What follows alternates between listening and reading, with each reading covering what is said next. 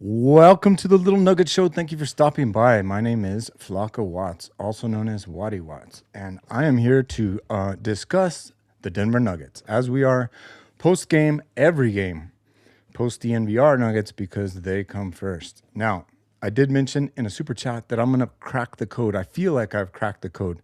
And unlike other cheese dick YouTubers, I'm not going to say stick around to the end of the video and I'll let you know how I cracked the code. We're going to crack that ass right off the bat. Wait, that didn't sound good. So, bipolar is the way I describe this team. Obviously, we lose by 1 to the Los Angeles Clippers after having a break of All-Star. Then we beat the Portland Trailblazers by the biggest margin of any team on the planet this year. Interesting. And then we lose a game that we had in the bag. Even though they played like shit the entire game, except for the third quarter, apparently. And I have a funny story to tell about that. And then today we show up. I'll be the first to admit that I pretty much gave up on this team and said over the next 24 games, they're going to lose 20 of them and only win 4. I'm looking at Boston, OKC, Minnesota. How many times do we have to play OKC? 3 times. San Antonio once, twice at least. It ain't going to get pretty if we don't get our shit together, right? The entire year you're thinking, well, as long as we get back this guy or this guy from injury, we'll be all right. And then today, I mean, Jokic didn't play terrible, but we don't have Jamal Murray, and the team comes together under adversity, losing another player, and finds a way to win. So I'm thinking to myself, is it the jerseys? No. We can go over the jersey win rates in a while. Stick around to the end of the show, and I'll go over jersey win rates. There is actually a big indicator there, and I forget which jersey it is, but it is distinct. Oh, it's the Mile High City. That's right. But we'll get to that at the end of the show. Stick around. Here's the code that I've cracked. I have to look back. It's a small sample size, but we have 4 games. 2 games were losses, devastating, thinking that the season's over, and 2 games were wins. Greatest feeling on earth. Of course, we never doubted you. We just beat Portland by 54 points.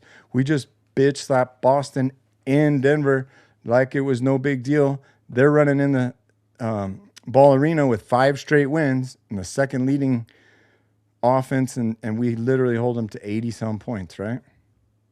So what could it be? Well,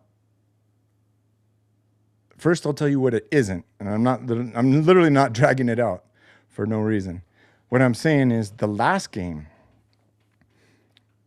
maybe it's the bad energy in my blood, but I see the team start out rough, and I see them get behind, and they're down 9 at half, and I'm frustrated.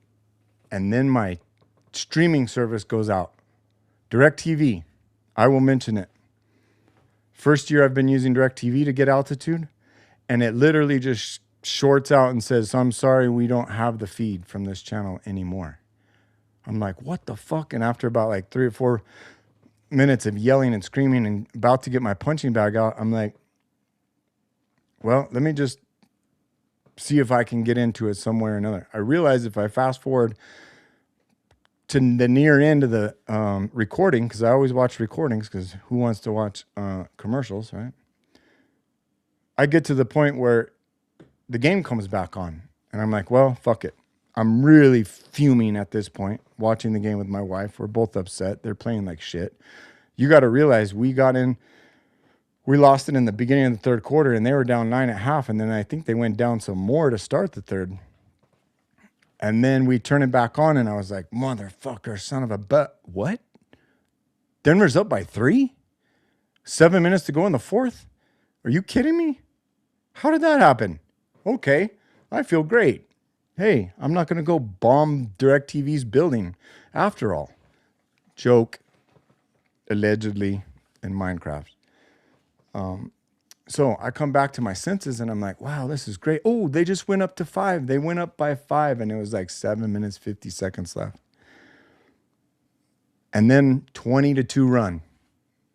I'm like, what is it about me that's causing them to lose? No, this is where conspiracy superstitions come into play, right? I was blaming it on the jerseys last year. This year, I blame it on myself anytime. I've also made a rule that I will never bet for or against the Denver Nuggets or the Denver Broncos because every time I do, it ruins it for me, especially I'm usually because they lose. However, this superstition, I mean, that one was obvious. It was like, obviously it's me. I turn the TV back on and they go on a 22 run. Are you kidding me? And then they literally just died in the fourth quarter and threw the game away. But then I thought back to a time not that long ago when Denver walked into Portland, Oregon and came out intending violence. Now, the argument that I've made is Denver has no violence in their DNA. And anytime they're met with aggression, they're going to get owned. They just show it over and over and over and over again. They cannot handle pressure. They cannot handle aggression. Jokic gets, and I think Jokic is the leader. He's the one that sets the tone. He's the one with the attitude. They start banging him and he gets pissed. He doesn't want to play that way. He wants to play real basketball, whatever. There ain't real basketball anymore. The only answer to violence is more equal or greater violence. A lesson I learned as a young pup, growing up in the hood, more or less. If you're going to get beat up and bullied, it'll never stop. Matter of fact, it gets worse. But the day you stand up and fight back, or the day you get taller than everyone and beat some ass, then they realize, wait, we don't need to do that anymore. And that's what you got to do on defense. And we only got one or two guys that can do it. Maybe four, and two of them are on the bench. Spencer. I don't really see it in Christian Brown yet. Who am I thinking of? Spencer, Bruce Brown, number one, I'll say. And then Aaron Gordon and Peyton Watson, and they're on the bench. But today, they came out and chose violence. Although, no, let's go back to Portland. Immediately I saw Jokic going to the paint. Jokic driving into the hole. Jokic making, barbecue chicken out of his defender. He controlled the game by penetrating the paint. Now, I did something I hadn't done all year. Actually, I've never done before for that game. And when it was over and they won by 54 points, I thought, you know what? Maybe it's what I did that caused this. And despite feeling 100% certain that Denver was going to lose to Boston today and go with their tail between their legs to Oklahoma City and get probably bitch slapped again, I was just down in the dumps with Denver. However, I said, you know what? What if I try the same thing I did with Portland? And I did it. And it worked. This is the code cracking. As I said 2 shows ago, go back and watch the Portland show. I said, tonight I'm in the kill or be killed mentality. I'm in the mindset that they need. The one I complained about from the last game. You guys are too passive. You need to fight back. You need to walk in there ready to die on the court. Kill or be killed. Put the women and children to bed and let's go looking for dinner. So what do? I turn the sound off. I mute it. No commentators, no commercials. Put my headphones on. As loud as they'll go. I started that game with Alice in Chains, Rooster. And then I walked through this little Gen X playlist of mine. And it was vicious, violent, and intense. And there is nothing like it. Go back and watch my Portland show. It was awesome.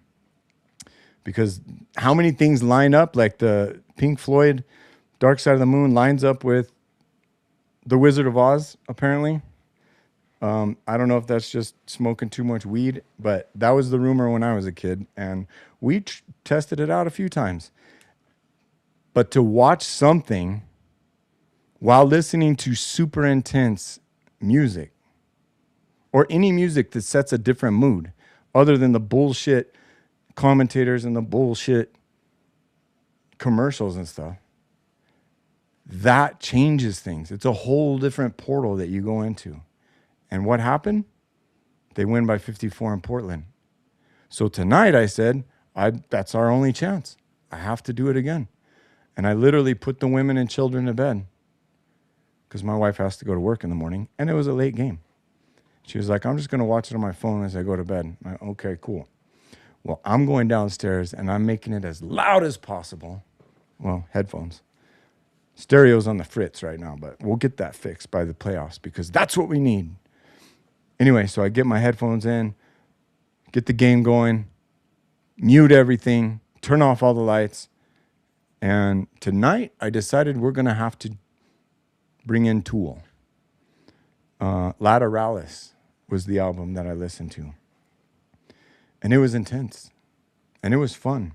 And it was great. And by the end of the show, I think I had switched to Enema. For those of you Tool fans out there, Lateralis used to be my favorite. I mean, they're all pretty good. Not going to lie, to be honest. But I listened to the entire Lateralis, more or less.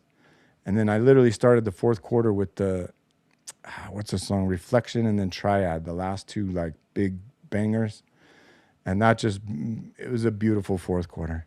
And then I finished it with switching to Enema, and I literally couldn't stop listening to it after the game. I was so pumped.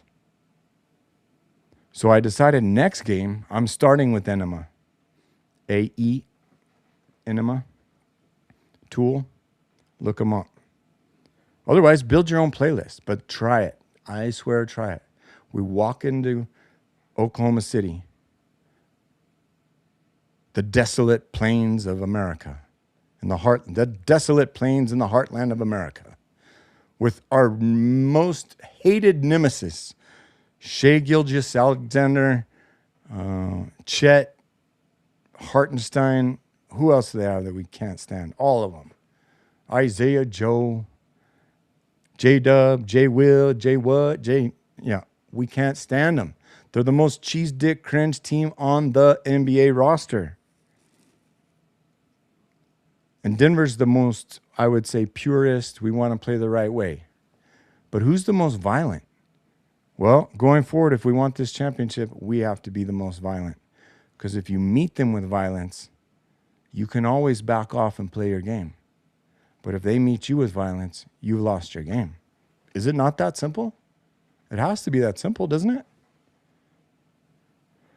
So as we walk into the desolate plains of Middle America, having flown into some podunk regional airport from Denver on a 17-minute flight, it's probably like an hour. Walking into the, when are they playing? In 2 days. So they'll probably travel tomorrow, spend the night in OKC, go out to dinner. That sounds exciting. But then they go into the arena at, is it 8 o'clock again? I think it's another 8 o'clock game, which is great because 1:30 on Sunday, that doesn't look good. I don't know. We're all going to have to listen to maybe some Nine Inch Nails, Alice in Chains, Pantera, whatever the hardest shit you can find at 1 p.m. on a Sunday. Actually, that sounds a little blasphemous or sacrilege, but Sunday 1:30 p.m. games, not good, not good. But it is at home, so you never know. Our record at home is worse than on the road, but we'll see. Anyway, so I throw on Tool, Enema, start out, and it goes, and then we start dominating OKC. If that happens, you'll know. You will know that you heard it here first. And we need to coin this phrase. What is it? It's the violence of mood. The violence mood. The violence of aggression, mood of determination. Something like that. Because you know guys that you play with, they just jack around, they don't take it serious. And in sports, I was always the opposite. I'm talking about showing up to a track meet, thinking kill or be killed. And I was taught that in football, I guess, and it never went away. And it definitely happened in basketball, but even in track. Matter of fact, tomorrow I'm coaching track as a helper. And I'm thinking to myself, How do we communicate to these young people? My daughter's on the track team and she is a sophomore, 16, knows everything. How do I communicate to these people? And I was going to tell them, guys, this game is 100% mental. Everybody knows how to do this, this, and this. But you need to train this first. This is how you win. And the mindset, set the mindset, that's what we'll call it, has to be aggression, domination, violence. And it's not violence against other people while you're running the 100 meters. It's violence of the action, violence of the motion, violence of the interaction with the earth. You're literally kicking the shit out of the earth. Bam, bam, bam, bam, bam, bam, bam. And it's mindset. And I'll tell you why I know this is true. Because lowly old me that's a shade under 6 feet tall, won state in the high jump, believe it or not. Not lying. This is not even in Minecraft. I'd won it. Against guys that had jumped 4 inches higher than me during the season. Against guys that were taller than me. Against guys that were darker skinned than me. All friends. We were great friends. But during the competition, the one thing I had was the mental game. And I'm not saying playing dirty tricks. But when it came down, because in high jump, you get 3 attempts at each height. And you go in a different order. The same order for each height, but somebody's got to go first. If you clear it on your first one, and then your guy misses on the next one, then you've taken the lead, even though you both cleared the same height. And that's how you dominate. You go out there and I don't know how to explain it, but we're going to experiment with it the rest of the season. Domination. A term yet unfamiliar with the DNA of the Denver Nuggets. But hopefully, I thought when they went out and beat Portland like that, Joker heard me. I was like, the 3 things I had were, Joker, you got to change your mouthpiece. We can't have yellow mouthpiece. You need a fucking haircut and shave your face, please. Maybe a little goatee and a mustache, but make it clean, please. Don't look like you're homeless like I do. You have $50 million coming to you every year. Like, give me a break. And the third thing was be aggressive, be violent, be, take it to him. And he took it to him and they won. He didn't change his mouthpiece and he didn't get a haircut. And he still hasn't done that. But then when they lost the next game, I was like, no. And then today I didn't like it either. Jokic taking the ball at the top of the 3-point, top of the key. I don't like their offense. I don't like it. You know what offense I like is when Tim Hardaway penetrates the paint and catches Cam Johnson cutting to the basket. That's the offense I like. Pass from the top, backdoor cutters. Tim Hardaway with the dunk. That's what we like. The little new guy, KJ Simpson, I think, going to the hole and dunking it. And how about, to me, the biggest, baddest dunk of the game was Bruce Brown two-handed. And they're all backdoor cuts or cuts in general. We don't need to be shooting 29 three-pointers and a half, especially if you're going to miss 20 of them. We got any viewers? Oh, we got 3 viewers and 1 comment. This may be the first freaking comment on the Little Nugget Show. My cannabis growing show, which you're welcome to join us for tomorrow at 11 p.m., is called The Grow Show Live with Flaco Watts. Tonight we have Try the Fish, It's Good, with a lot of underscores, saying try Mastodon's Leviathan album, and I will look that up. Oh, I should show that. So I learned in my last show that I've got to read the comments because some people are just listening. They don't see them. But I am going to look it up now.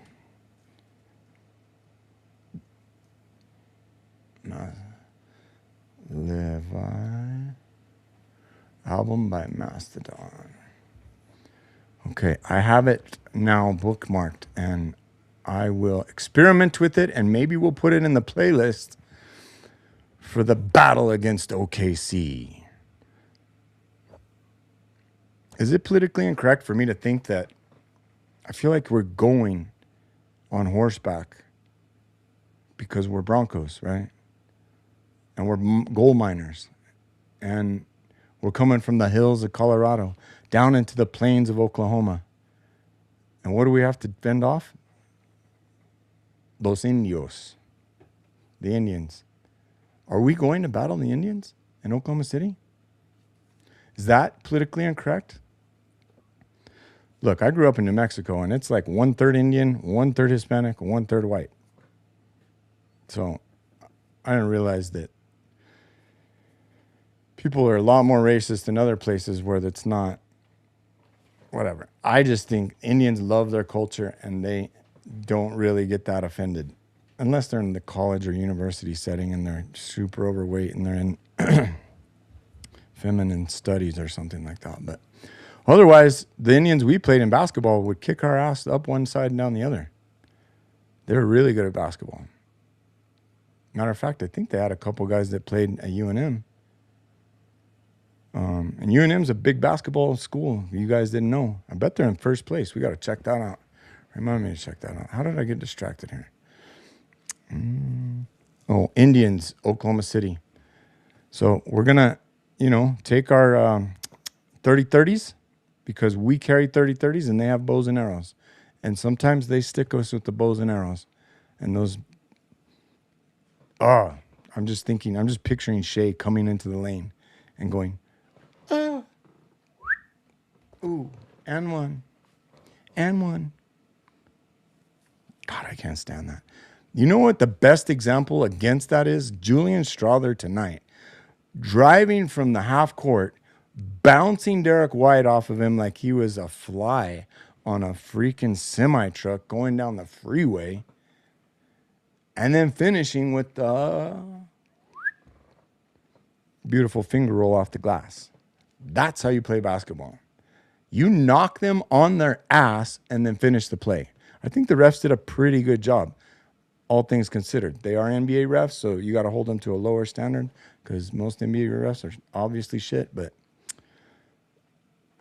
I think they did a really good job of letting the teams play, and and it seemed like both ways. It's a whole lot different when you're listening to music and watching the game. It's just in a whole different world, I swear. I don't know what we'll call this, but the first time I ever did it, I've only done it 3 times. Portland, Boston, and the Super Bowl 50 with the Denver Broncos. I don't even think I've done it on a football game since. I was going to do it this year, but they didn't make the Super Bowl. And I definitely wasn't going to do it with old Stiddy. Who was this? Stidham, the backup quarterback. I was distraught with Bo Nix. Anyway, the first time I did it was Denver Broncos against the Carolina Panthers. Von Miller MVP, Super Bowl 50. I put the women and children to bed. I literally had, my son was, 10 years ago was 2016. I think it was on his birthday, like February 7th. But he was only 4. Let's see, 16, 4. He had just turned 4, maybe. So we had to put the women and children to bed for that. And that was intense. That was the most enjoyable experience of my life in sports. I guarantee it. And this is coming from a guy who lost $125 as a third grader, $124 actually, as a third grader or fourth grader, I believe. Fourth grader. Betting on the Denver Broncos, mind you, as a fourth grader. Because in third grade, they lost to the Giants. And John Elway. I'm a big John Elway fan because everyone in that school was a Dallas Cowboys fan. So I'm like, I got to be counterculture, contrarian. I want the Broncos because I knew geography. That's the next closest city. Arizona doesn't count. So Denver Broncos it is. John Elway, he's a badass. Favorite. Oh, they're in the Super Bowl. Awesome. I'm talking second and third grade. I'm getting into the Broncos. I'm distraught that they lose to the Giants, but next year they're going back to the Super Bowl. And I had gotten a jersey. I had gotten a little one of those triangle things, and I put this little shrine up around my parents' TV. And yes, I had bet a kid, Luis Lucero, rest in peace, $124. Why $124? Because I had just made that off of selling a pig at the state fair, at the county fair. Yeah, that's what we did out there in the sticks. I sold a pig and I had $124. And I said, I'll bet everything that Denver beats Washington. And what happened? Denver gets out to a 10-0 lead. Dennis Smith, Steve Atwater, 2-7. How cool is that Murray and Atwater are 27? They get out to a 10-0 lead, and I'm like, this is beautiful. And then they proceed to get their asses kicked, like, what was it, 55-10? From that day forth, I never bet on the Denver Broncos again. And to go through that back-to-back Super Bowl losses, and then 2 years later, another bitch slapping to what, the 49ers maybe? To lose 3, and then to hear about it. Because I'm like the only Bronco fan in the area at the time. To hear about it year after year, and then John Elway, he just can't win it. He just can't win it. But then what is it? Geez, how many years would that have been? Because I was out of high school by the time they won. 97, 98? It was 96, 97, 97, 98. Back-to-back Super Bowl champion. So that was the highlight up to that point. However, how many years was it from John Elway Super Bowl to Peyton Manning Super Bowl? It had been a long time. I'd come from 19 years old to probably 35. Geez, was it 15 years? And I had 2 children, 2 small children. And I'm like, the Broncos are back. They had gotten beat, what, the year before or the 2 years before? In humiliating fashion again against Seattle, if I'm not mistaken. Maybe 2 years before. And then they come back and get it done. And I watched it with the music, and it was unbelievable. It was unbelievable. So I encourage all of you to do that this Sunday. Or no, wait. So it would be Wednesday, Thursday, Friday, Saturday, Sunday. So Friday is 8 p.m. OKC. It can't be 8 p.m. if it's in OKC. We're going to have to pull up the schedule. Also curious to see what we have in the standings. Let's do that. We do not have any more comments, so that makes it easy. But we're going to share our screen and try and zoom in so you can read it. Oh my, would you look at that? Would you look at that? The Thunder lost to the Pistons in Detroit, Motor City. We are not going around the... Actually, let's go here. Oh, don't do that.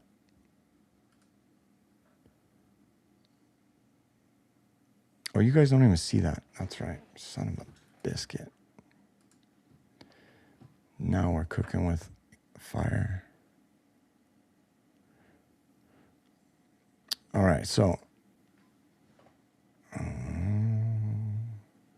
today, since it's past midnight, tomorrow, 7:30 in Oklahoma City. That's a late one for them. 8:30 p.m. So I will be back here Friday at 11:30 p.m. Always 4 hours after the start time of the game. You can count on me come hell or high water. If you want to know where I grew up, watch that movie. It was filmed in my town. Hell or High Water. Good movie. They pretended it was Texas, but it was actually New Mexico. And then we got what? Sunday, 1:30. Yeah, they didn't change it. That sucks. Spurs and Knicks. That'll be good. What else do we have? who do we need to lose? Let's go back to, we have to go back, don't we? The standings. The Pistons have won one. And they're now 43-14. And does that put them in the first place of the league? 45-15. So the official indicator is that 7-5-0. That means they're 3-1. 3-1's good. But Detroit has taken the lead because they are 7-5-4. So now Detroit is the number one team in the NBA. I knew the OKC would fall. Not only they're going to fall to Detroit, but they're going to fall to the Spurs. Spurs have won 10 straight, dude. They're unstoppable. Until they play the Nuggets. Actually, you know where we get a better look is NBA.com. Oh, no. That's not it. We'll save that one for the next. We're going to go Denver Nuggets schedule. Boom. I got to see when they're playing San Antonio. Because I feel like it's more than... I am not going to lie. I don't care what music we play on Sunday.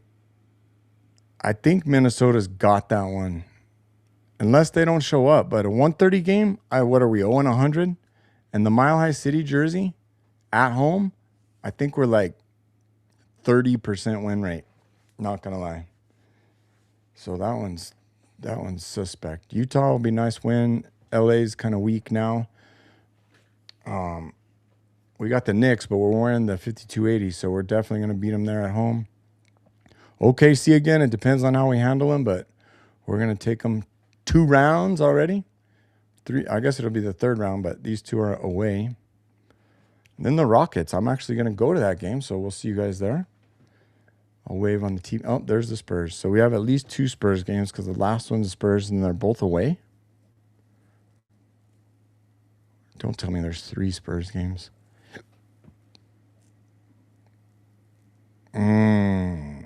There is 3 Spurs games. Well, we will definitely know who's the better team by the end of the year. I'm picking San Antonio 1, OKC 2, Denver 3. Today I'm picking Denver 3. Yesterday, after the last game, I was picking Denver, lucky to make the play-in. If they go 4-20 in their last 24 games. So the 12th and the 4th of April, a home and an away, and then another away. So we apparently have already lost to San Antonio. Or did we beat them? I think we barely lost to them, didn't we?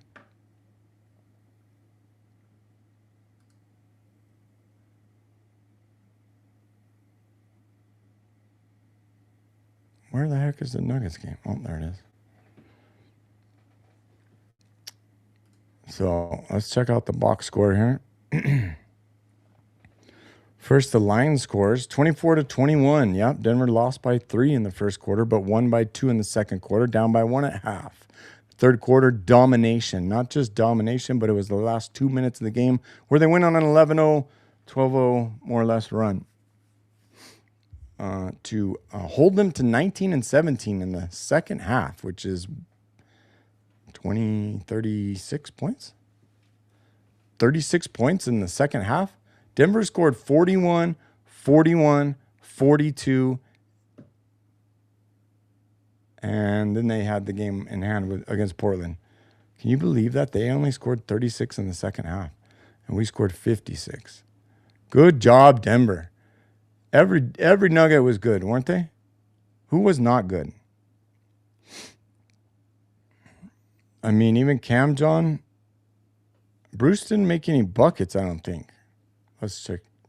But his defense set the tone. That's what you need. You need the violence. Violence of aggression. Kill or be killed. We're done with this. You're either going to show up and win or you're not. And if you don't have the right attitude, we'll go CB -2. Not going to lie. I can kind of see that. Jamal Murray was a flat 0 ±0, but he played 8 minutes and went out. And that was the other thing about Jamal Murray is I'm not watching the game or I'm not listening to the game, so I don't know. But I knew when that little KJ Simpson comes in, he dunks. I don't dunk. Although I am trying. I'm going to be working out for the next 6 to 9 months so I can dunk as I turn 50. Hold me accountable. That'll be next season of the Denver Nuggets in November. But I'm literally starting tomorrow training for that with the track practice. The only reason I help kids coach basketball or whatever is so that I can get in shape and I can play. You know how hard it is to get gyms to play in as an adult? You can't. But if you have your own little club team with 10 or 8 guys and you ask the city, hey, can we use your gym?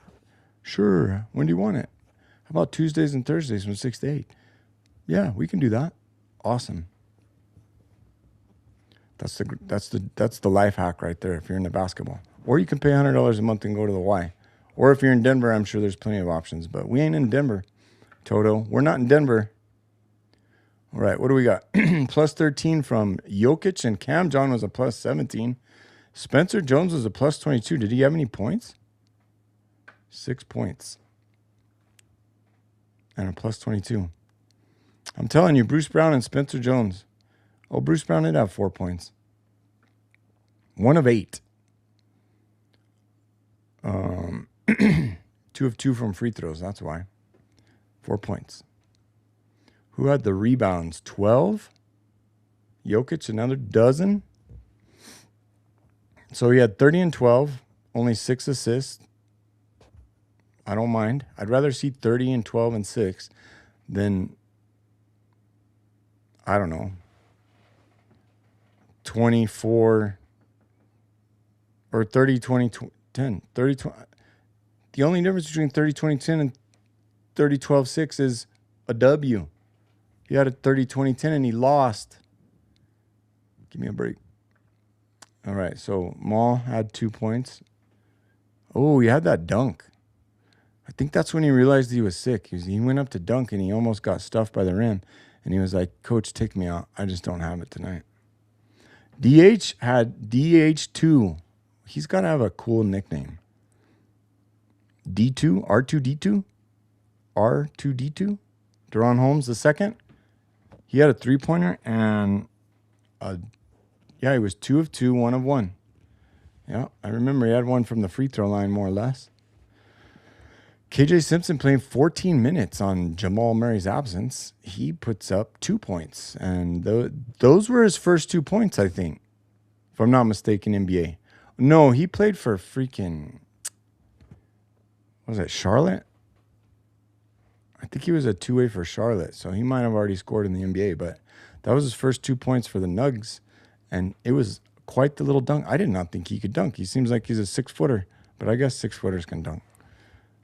Not me, but other ones. When you're 21, you can probably get away with it. Okay, Zeke Naji didn't have any points, and he was a +1.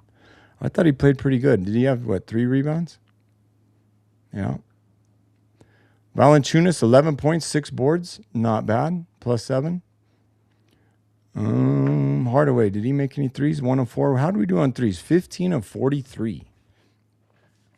35%. If you're not shooting 40% as a team, we got problems. So who helped? Who hurt us? Anyone under 40? Jokic was 30. I guess it all had to do with Jokic. If you take 13 threes and you only make 4. But he made some critical ones. Not going to lie. What you saw tonight in the MVP race, if you just looked at the 2 players and the 2 teams, Jaylen Brown and Nikola Jokic, Nikola Jokic he looks like he doesn't want to be out there. Like he hasn't showered in a month. He definitely hasn't shaved. He's got personal problems up one side and down the other. And he's super out of shape, if not practically handicapped and needing a wheelchair. That's what it looks like to me. But he plays magic. Like that shot from the corner. Oh, my word. And then those other 3 threes that he made were, wow, Dimmer's out. Jalen Pickett, Peyton Watson, Aaron Gordon, Tamar Bates, Curtis Jones. I thought they got rid of, oh no, they only got rid of Hunter. It's a sad day. We miss you, Hunter.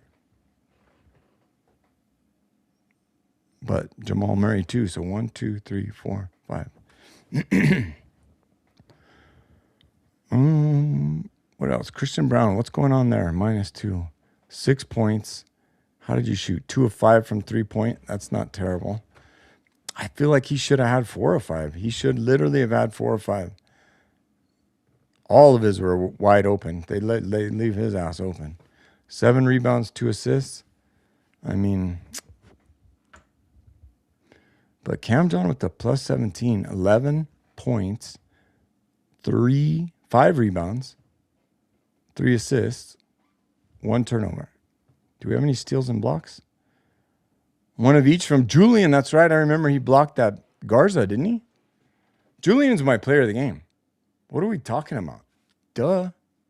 He had the floater, the Jew float.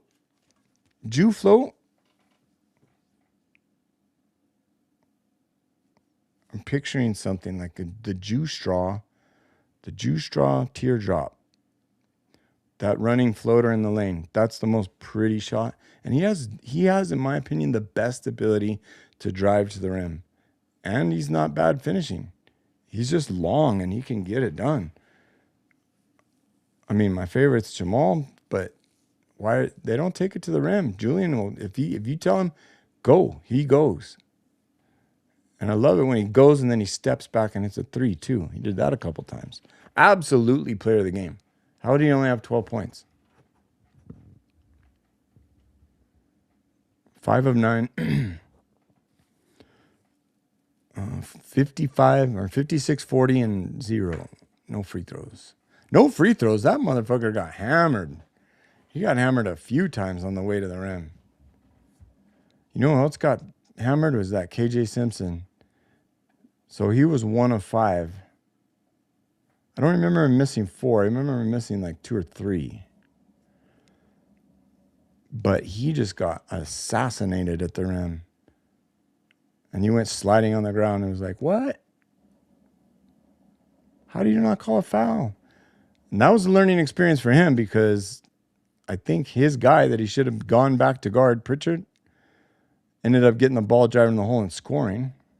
So don't complain to the refs, especially when you're a rookie. You're not getting that call when you're a rookie.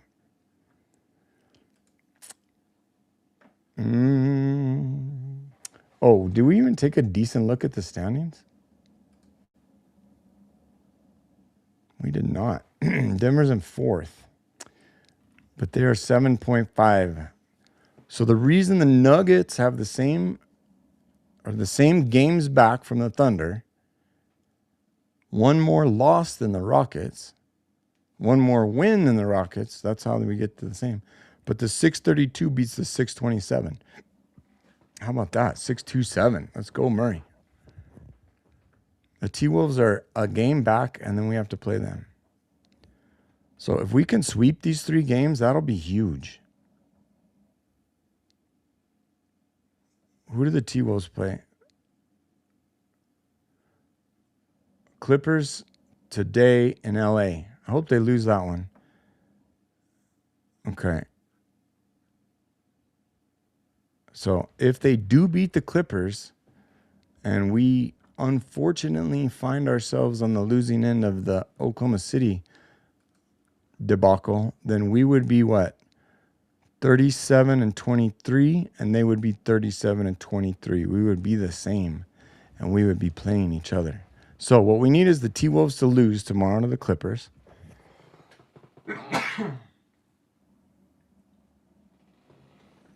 So tomorrow, if they're in LA, are they going back to Minnesota or no? Are they coming to Denver? Let me think. What is tomorrow? Tomorrow's Thursday, right? They say today, and that said tomorrow. Why doesn't it go to their games?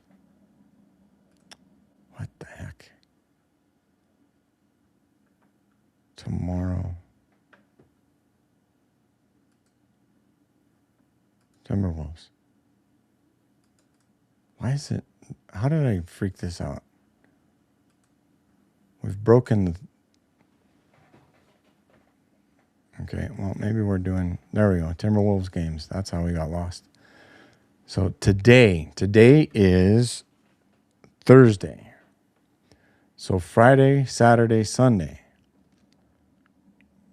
Curious to know. What do you think? Let me know in the comments. Let me know in the chat. Does Minnesota go back to Minnesota after playing the Clippers tonight? I mean, they're literally finishing at 11 p.m. West Coast time. They ain't getting to the plane until midnight. They're 2 hours ahead of Minnesota, so that's 2 a.m., and then they fly back for 2 hours. That's 4 a.m. They're not flying back tomorrow. They're going to play the game and stay in L.A., and then would they go back to Minnesota for 1 day and then come to Denver the next day? Saturday? They got to come to Denver on Saturday. No, I think they're going to come early. They're going to be in Denver. Let's find those motherfuckers and throw some eggs at their windows or something. You know, allegedly in Minecraft. We're not really doing that. How funny would it be if those fools, Gobert, as Anthony Edwards calls him, Gobert, AE and Gobert are out to eat, and you go out to eat and you see them there? That would be funny. I wouldn't mind living in Denver for a little while. Not down here in lowly old Pueblo, but I got like 4 years left till my kids are done with the BS of this town. Not gonna lie, I call it Shit Town, USA. Highest crime rate in the state by double. Second place, believe it or not. We don't fuck around. All right, so we're gonna go back to... Can we go to the Nuggets? Now we're in the Nuggets. And if we go games, then we see Nuggets games. There we go. Utah Monday? Was that a back-to-back? What the absolute living double back-to-backs? Surely Denver has the record for back-to-backs. Sunday, Monday, and then Thursday, Friday. Didn't we just do 3 games in 4 days? They don't stop. And then they have to have a back-to-back on the... whatever the Grizzlies game is they threw in. Yeah, 17th, 18th, 12, 14, 11, 12. There's another one. Dude, what the fuck is wrong with the NBA? Just schedule everyone every 2 days. And then go every 3 days for some of them. Spread it out if you have to. Get rid of the fucking preseason. I'm sick of back-to-backs. Although we do better on back-to-backs, especially on the road. So, but that's craziness. Grok. Help me out, Grok. Where's my phone? One of my favorite things to do here, if you're new here, is to pull up our good friend AI. Hey, Grok, tell me about the Denver Nuggets and their season schedule. How many back-to-back games have they and will they play for the entire regular season? Meaning they play 1 day and then they play the next day, a back-to-back. Grabbing the latest on the Nuggets, schedule, and back-to-backs coming up.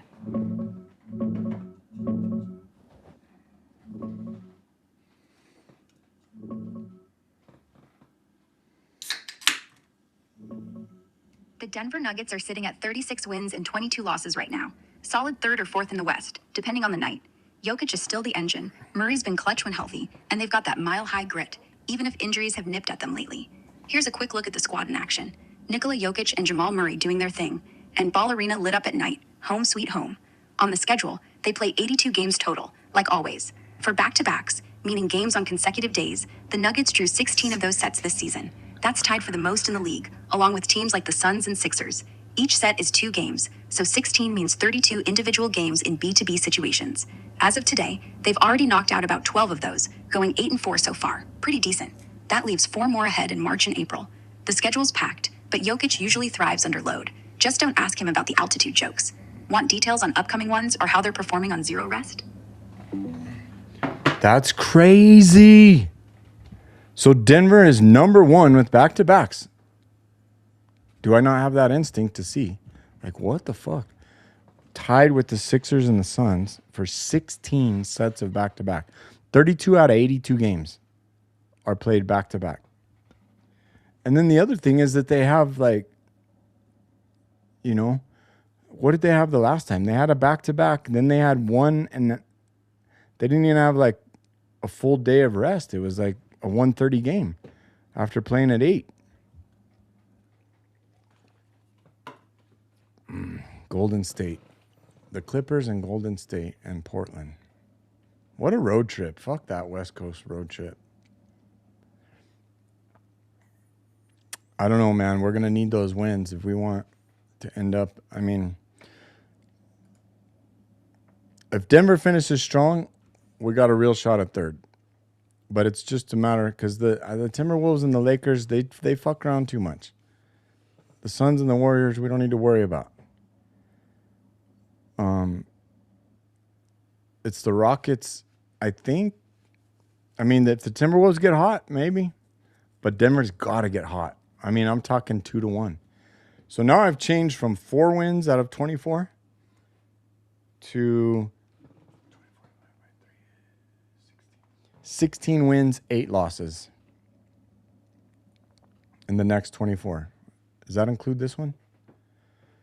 We have 59 games. Yeah, so it was 58. This is one of the 24. This is the first of the 24, the victory over Boston. So mark my words, we're going to go, I literally just said, we're going to go 4-20 in the last 24. Denver's 4-6 in the last 10. I mean, give me a break. Look at the records of everybody. Even OKC, 6-4, 6-4 Rockets, 10-0 Spurs, 6-4 Wolves. The only worst team is the Suns, 3-7. They've lost 2 in a row. The Warriors don't count because they're in 8th. Wait, I guess they do count. So they're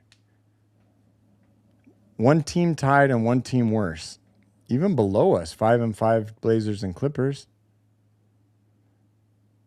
Hell, even in the Kings won a game. But 1-9. Poor guys. Poor Russ. Tanking, tank. Well, what do you think? We got any more comments? Where'd you guys go? Oh, we got 2 more comments. Try the fish, it's good. I like that. CB2 uptight, he's not. I know. He says CB2 uptight, he's not growing out of it. Man, that ankle thing freaks me out.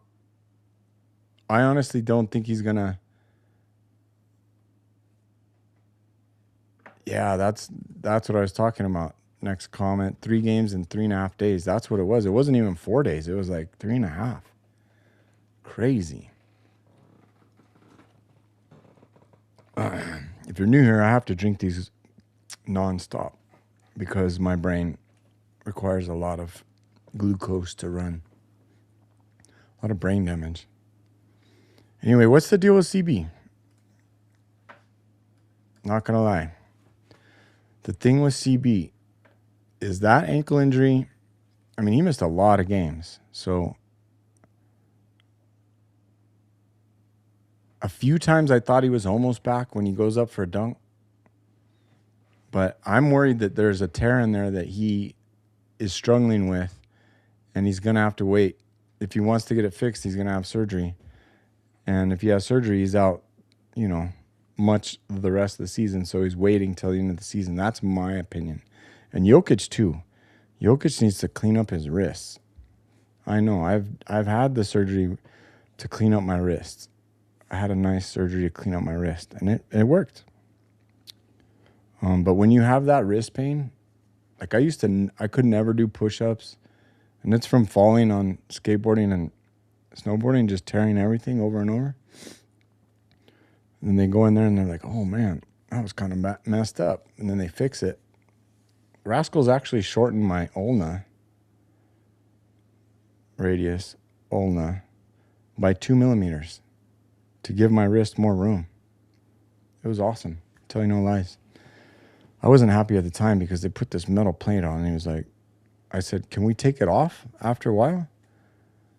Well, yeah, you could probably take it off. Come to find out, they don't like taking those off. I was stuck with it for, I don't know, 10 years, 12 years. And I finally found somebody, and I was like, get this shit out of me. I don't need this fucking plate and 7 screws. That's what they did. They put my bone in a vise, and then they cut a 2mm swath out of it. They clamp it together, put the plate on it, and zzz, zzz, zzz, zzz, zzz, zzz. But when you have a plate on your bones bend. Your bones are flexible. Plates don't bend. So here on the end of that plate, where my bone was flexing, but the plate wasn't, it was building. It literally, they said they had to grind it off, chip it off, because it had grown a big old knot on the end of that plate. Because I had a tree business, so we were always picking up logs and shit. And why did I get lost in this? Oh, surgeries, CB, yeah. I think a lot of these guys need those little cleanup surgeries, and they're not bad. You know, as soon as the season's over, get it done. I just wish I saw the old CB, the one that dunked on Gobert. Probably my favorite dunk of all time. Not going to lie. Put yours in the comment, chat. Favorite dunk of all time from Christian Brown. Well, I know Bruce Brown's favorite dunk of mine was tonight. That was sick. I wish I could pull up highlights. But the one on Gobert, for those of you that are complaining, I do parlez-vous français? Oui. Voulez-vous danser avec moi? I'm trying to remember the rest of the French I know. Yes, I actually took French in high school. I don't remember any of it. But Gobert. I guess it would be Gobert. Because the R's are always like, ugh. But I like Gobert. He's kind of like a clown. He's like a big, doofy Gumby. And he's kind of hard to hate. AE, Anthony Edwards, he's a cocky-ass motherfucker, kind of easy to hate, but not going to lie, after the game, he's a pretty cool dude. Don't clip that. Don't erase that from the internet, please. I did not say AE could be a cool dude. But there is one motherfucker thug on the Minnesota Timberwolves that I can't stand. There's actually 2, but one of them left. Actually, I don't even remember who's there still. Is it Jaden McDaniels? Is McDaniels the one that stayed, or Keen Alexander Walker? Those 2, what's a kind word for hood rat thugs? Those 2 thugs are just, I can't stand them. McDaniels especially. That's the thing, though. They jump up on you and they fuck your leg like a horny ass dog on defense. Leg fuck. That's what can I tell my middle school boys team? I never said that. And I was like, you got to like jump up on them. Like, you know how a dog humps a leg? Jump on their leg. They do it in the NBA, I promise. But you can't really talk like that, because then they get, you know, there's all kinds of weird shit going on now. But when I was a kid, when we had coaches, they cussed up one side and down the other, and they were like, yeah, they didn't hold back. There was none of that. Our freaking football coach had a broken arm, and he hit us in the head. He had broken his arm in football, never got it fixed, and so he had a mangled hand, and it was like numb, and he would crack you over the head with your helmet. Bam! God damn it, soapbox. You'd mess up a mustard sandwich. The fuck is wrong with you? I loved it. I mean, you ain't going to get any softer in the military, although the military got pretty soft from what I heard. But now, hopefully it's good again. So I tell these young boys, guys, hey, be violent, kill or be killed. Don't be afraid to be aggressive. We call it, what did I call it? Flies on shit defense. That's the kind of defense that Minnesota plays. Flies on shit defense. And they only do it to Denver. You know, every now and then they might pull it out against one team here or there, but they bring it for Denver. And they will bring it for Denver on Sunday. Same thing with OKC. I mean, Shea's not playing, is he?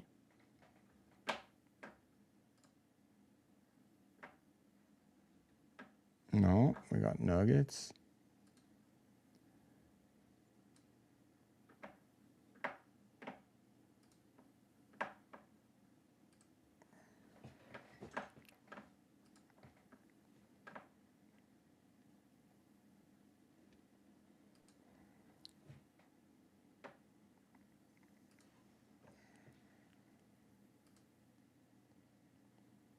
Oh, I guess I should go back to the previous game.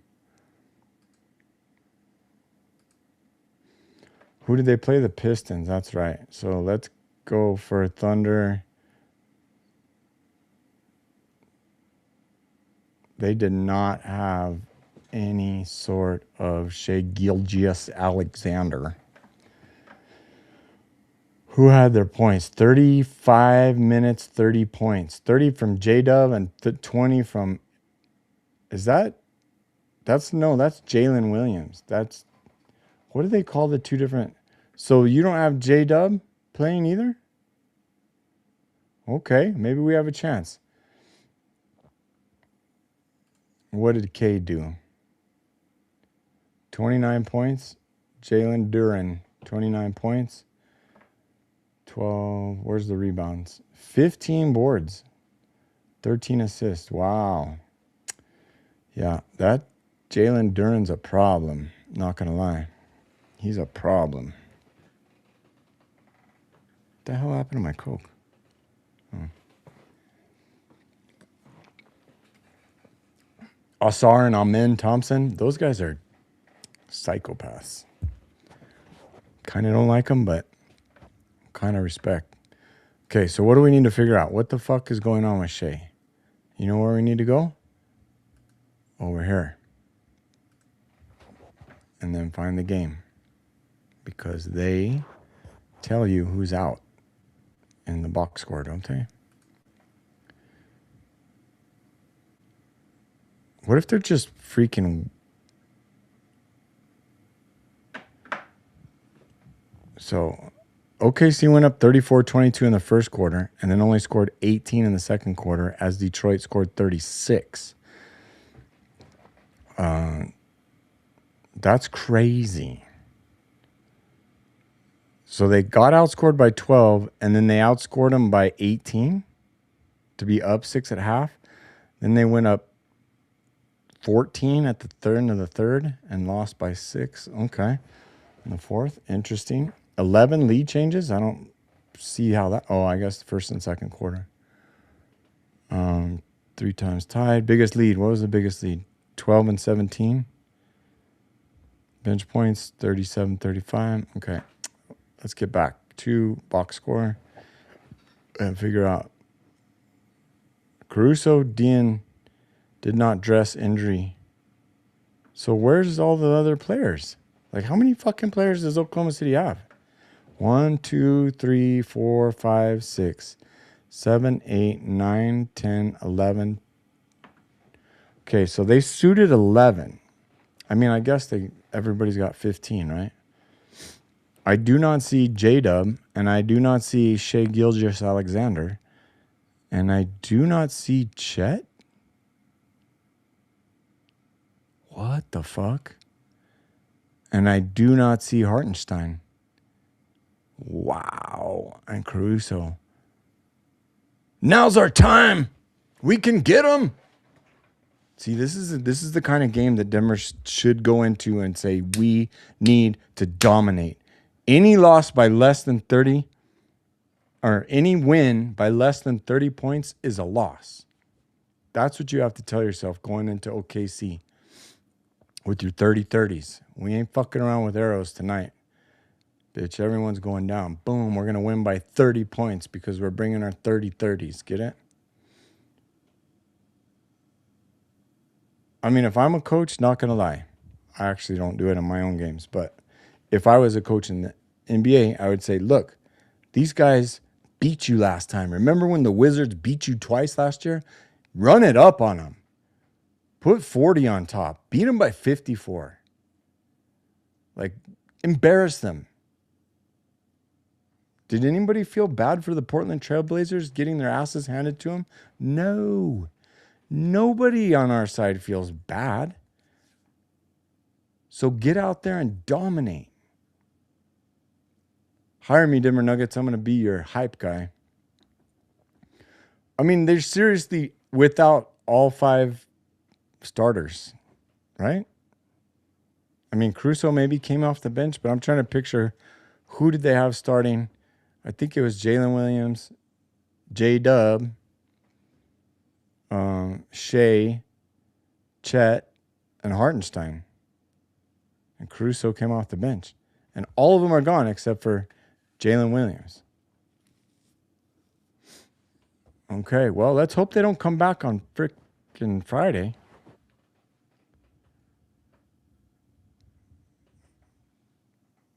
Let's ask Rock, what's up with Shea? Actually, I got to go to... What do I have to do? No, I don't have to go to bed. For those of you new here, my normal bedtime is 4 to 6 a.m. And sometimes we just are night owls.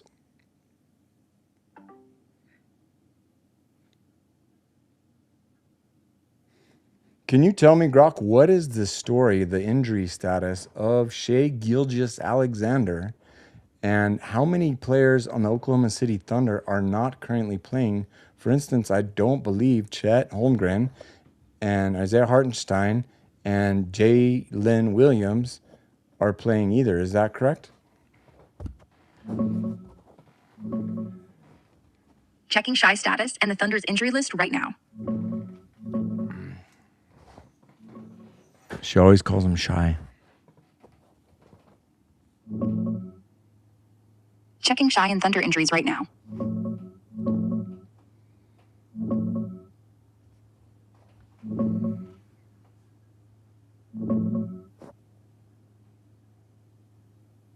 Yeah, Shy Gilgeous-Alexander. Folks usually just say Shy. It's way easier than the full mouthful. He's been sidelined since early February with an abdominal strain. Missed 8 straight games already, and he's out again tonight.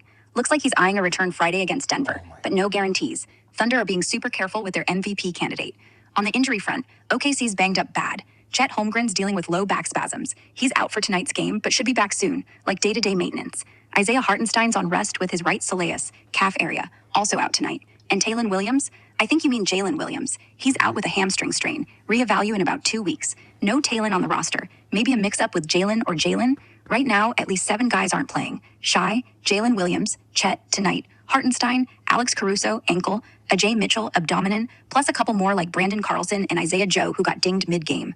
Thomas Sorber's still out long-term from last fall. It's rough. Thunder are limping through without their top scorers and bigs. Here's Shy in his element, driving hard like always. And Chet with Hartenstein. Those two were building a killer front court before the injuries hit. Hope they get healthy quick. OKC's still contenders, but this roster's thin. Anything else on them? Yeah, actually, nobody really cares that they're suffering from a bunch of injuries except for the Oklahoma City Thunder fans, and there's only like 8 of those, so nobody else cares. Ouch. Harsh, but fair. OKC's got that small market curse vibe, right? Like, if they win a title tomorrow, half the country would still think it's a fluke. 8 fans? Nah, maybe 12, counting the guy who still wears the old Sonic jerseys. But hey, injuries or not, they're still winning games, just quietly, like a ninja in a library. You rooting against them, or just enjoying the chaos? I can't freaking stand them. Yeah, I get it. Nothing worse than watching a team you hate just keep winning. Like, they don't even look fun doing it. Just efficient, annoying, and somehow always on the right side of the buzzer. Shy's out? Cool. Maybe they'll finally lose one. Chet's back? Ugh, there goes the tank.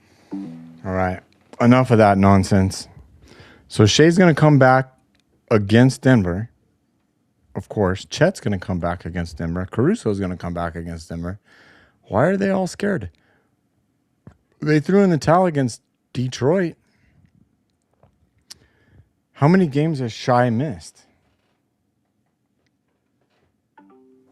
How many games has Shea Gilgeous-Alexander missed due to injury?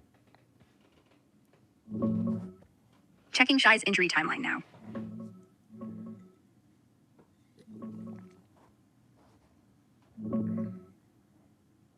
He's missed 11 games this season so far, all from that abdominal strain since his last outing on February 3rd against Orlando. The All-Star break gave him a free week off without counting extra, but he's still out tonight, and the earliest he's back is Friday against Denver. Thunder are saying at least one more week, so if he sits tomorrow too, that's 12. Honestly, for a guy who usually plays through everything, this one's nagging him bad. But hey, your least favorite team keeps winning anyway. Small victories? That's what he gets for leg humping on defense. You hump your leg. Sometimes you're going to pull your abdomen. Not going to lie. You know, risk, reward. You want to keep humping legs? That's what you got to pay for. I thought he had missed more games. Jokic missed 16, didn't he? And you can only miss 16 or 17. Yeah, 17. If you miss 18 games, you cannot be MVP. So hopefully Shai comes back, starts trying to hump legs, and then he's met with violence from Spencer Jones, who doesn't give a shit. And then he hurts his abdomen even more. And then he misses. Imagine if Joker, Shea, who's Luka? I don't know if Luka. Who would you put in the MVP category? Cade Cunningham? Definitely not Jaylen Brown from the Celtics. Give me a break. He didn't look like shit today.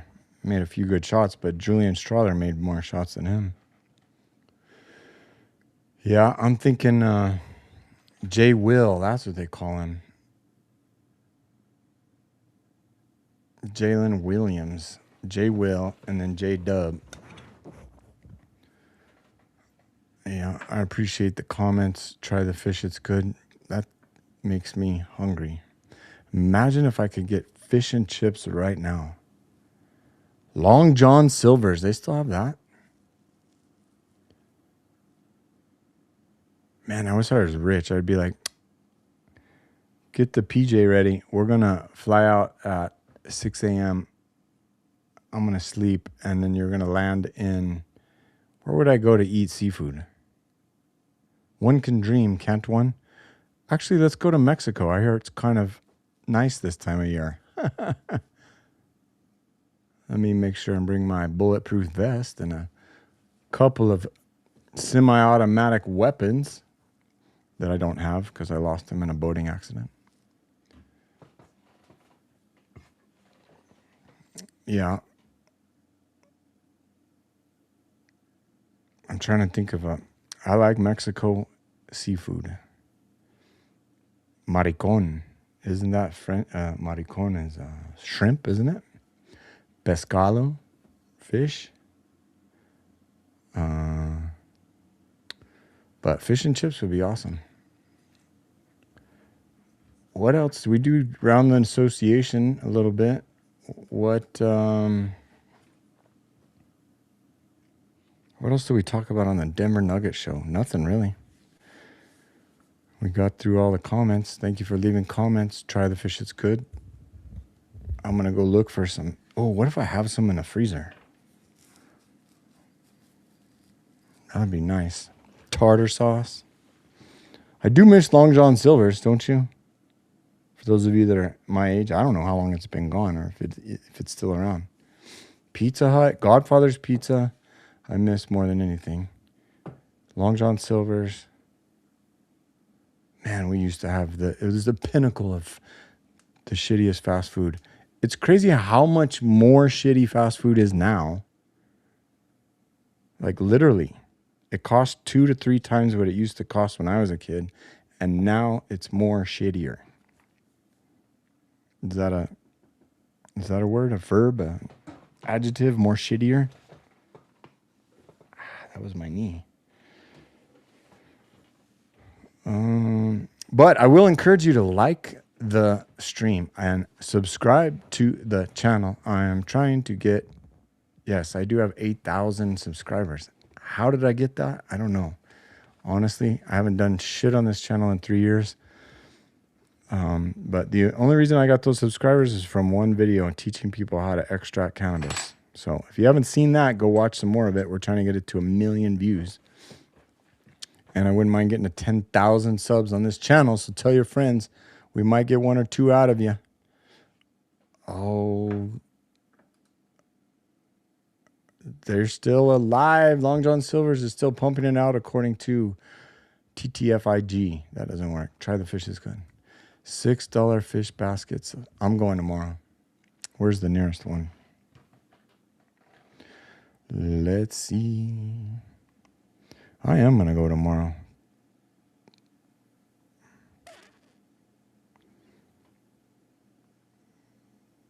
Unless it's in my town, because I won't. No.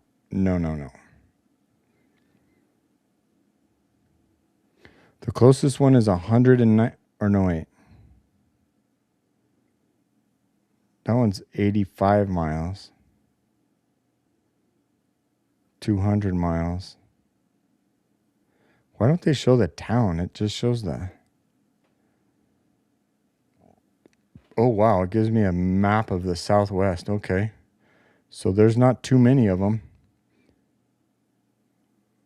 There used to be one out in, what, Alamosa? No way. Definitely closed. There's no Long John Silver's in Springs.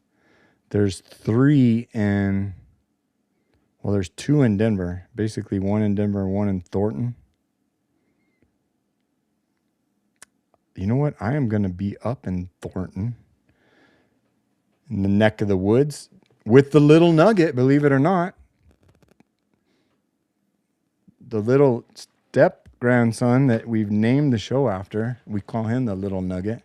We're taking him to his first Denver Nuggets game, and unfortunately, it's against the Houston Rockets wearing the Mile High City jersey. That's going to be tricky. But who knows? Whatever team shows up, Denver could beat the brakes off of anyone or lose to anyone. But we are definitely going to LJS. Right? That one's closed too. Wait, what? No. They all say temporary closed. Where are you living?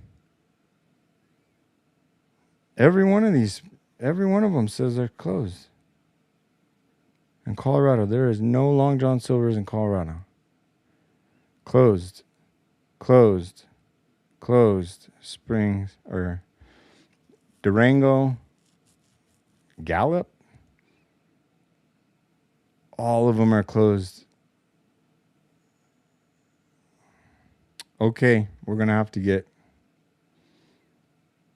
Dude, it feels like I have a virus on my phone. Every one of them shows that it's closed.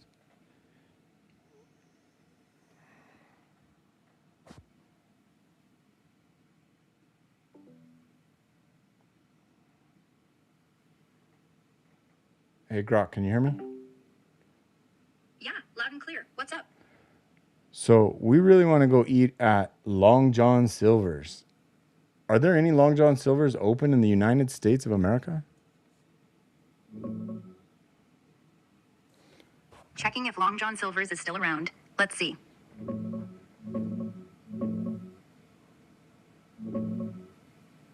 Yep, they're still kicking. Long John Silver's has about 450 spots open across the U.S. right now. Down from the old days, but definitely alive. Biggest clusters are in Texas, like 69 of them, Indiana, and Ohio. Some places have closed over the years, but they're pushing deals, like those $6 baskets all through 2026. So no full shutdown vibes. If you're craving that crispy fish and hush puppies, hit up their site to punch in your zip code. Here's a fresh one in action. Blue building, yellow fish sign, total nostalgia. And yeah, the food still looks like this. Golden, greasy, glorious. Drive-thrus probably open late too. Where are you at? I can narrow it down if you want. I'm in Colorado, and everything I see in Colorado says closed. Temporarily closed. Checking Long John Silver's in Colorado right now.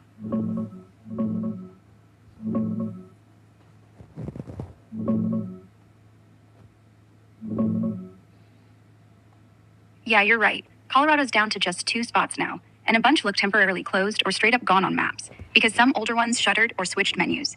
The official site lists 2. One in Westminster at 250 West 136th Avenue. It's open, running 10:30 a.m. to 10 p.m. daily, even if online ordering's off. And Greeley at 2413 8th Avenue. Same deal, open same hours, combo with KFC. The Montrose one? That A&W Co-op dropped the LJS side a while back. Now it's just root beer floats, no fish. Denver and Alamosa, yeah, those are toast, permanently closed. So if everything you're seeing says shut, it's probably the dead ones popping up first in searches. But Westminster and Greeley are still slinging batter. Worth a drive if you're craving it. Here's the Westminster one. Classic blue and yellow setup. And that Greeley spot looks like it's hanging on. Grabs. All right. So the truth is known. I was mistaking that some of them say temporarily closed, meaning they're closed. And the other ones were saying closed, meaning it's nighttime, dummy. They're closed. So all the ones I looked at that said closed might still be open. So we do have one in Westminster, which is by Thornton. And we will be going to eat lunch there on March 11th. Actually, that's a Wednesday, isn't it? The Nuggets play Houston on a Wednesday. So if we're going to do that, I can't go tomorrow. Dang it. I was thinking there was one in Springs. That's only an hour away, but Denver's 2 hours. All right, folks, 1 hour, 20 minutes. We've done this. You, sir, are in the Midwest, and I'm jealous. Yeah, I am definitely craving the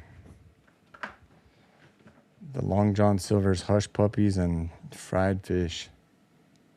Actually, what am I talking about? We literally have a Mexican seafood place that does fish tacos like 2 seconds from my house.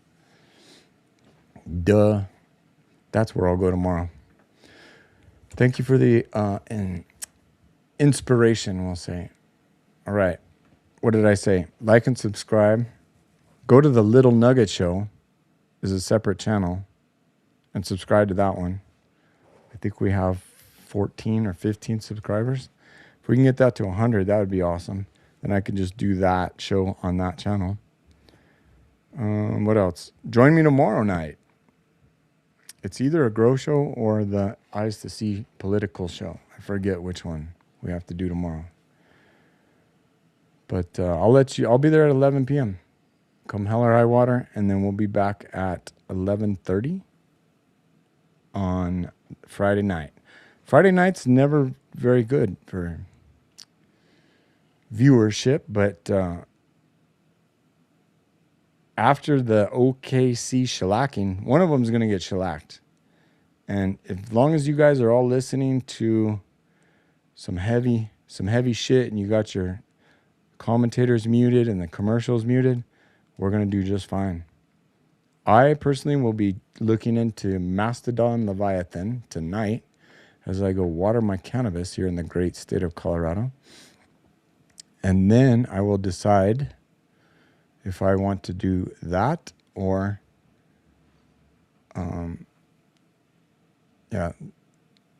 Tool. A lot of the hardest shit is definitely satanic, isn't it?